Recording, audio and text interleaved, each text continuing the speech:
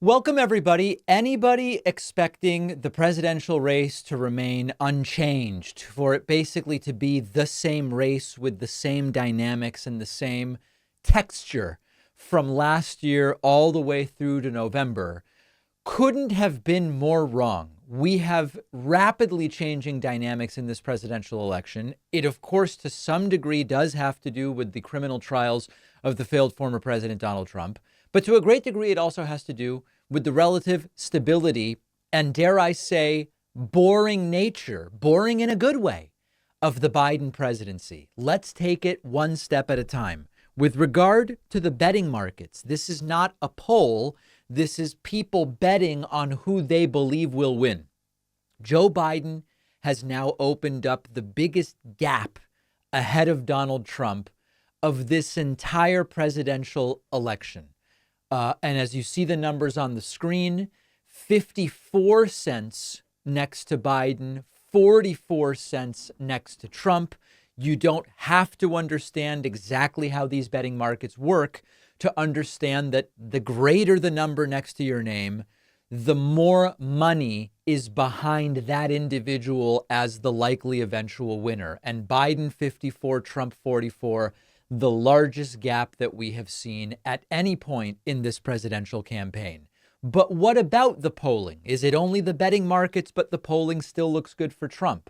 No, the polling increasingly is shifting towards Joe Biden. Now, I'm going to tell you a reality that we talked about in 2020, even though it did very much seem in the last 6 months of the 2020 campaign that, at least in terms of the popular vote, Joe Biden would easily win.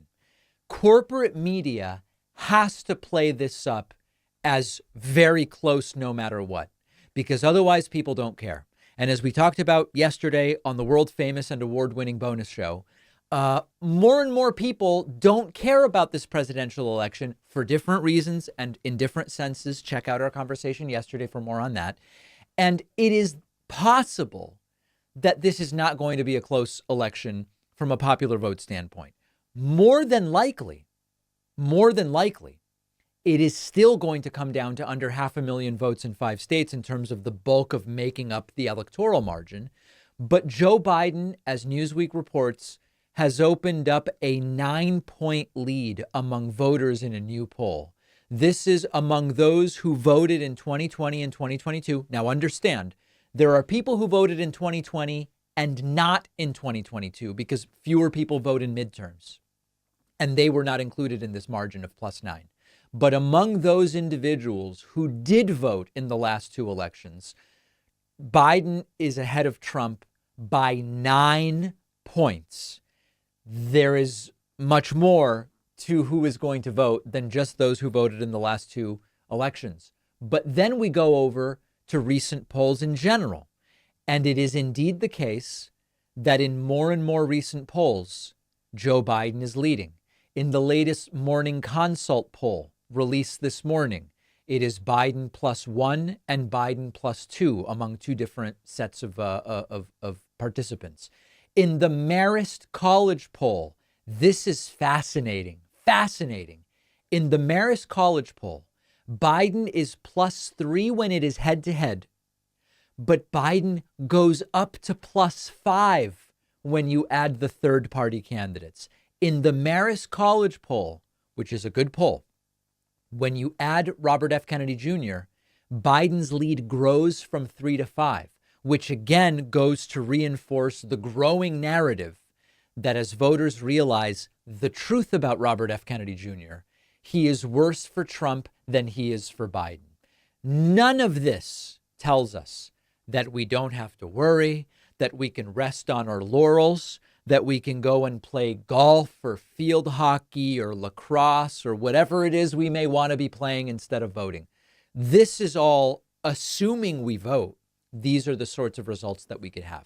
And importantly, even if Biden wins the popular vote by 3, he very much could lose the Electoral College. And in fact, 2020 is a great example of this, where Joe Biden had a very strong and robust popular vote victory, but he barely won the Electoral College in the sense that it came down to just 100 and something thousand votes in 3 states. Had 100,000 something votes in 3 states gone the other way, Pennsylvania, Georgia, Arizona, Biden still wins the popular vote by like 7 million, but Trump would have won the Electoral College. So all of this to say, we have a genuine opportunity. What was it, that thing that DeSantis would say? We've got to put it in the dustbin of history. We have the opportunity to put MAGA Trumpism. It could be the dustbin. We could flush it down the toilet 10 to 15 times. Wherever you want to put it, we have a bona fide opportunity to do it in November, but it depends on voting.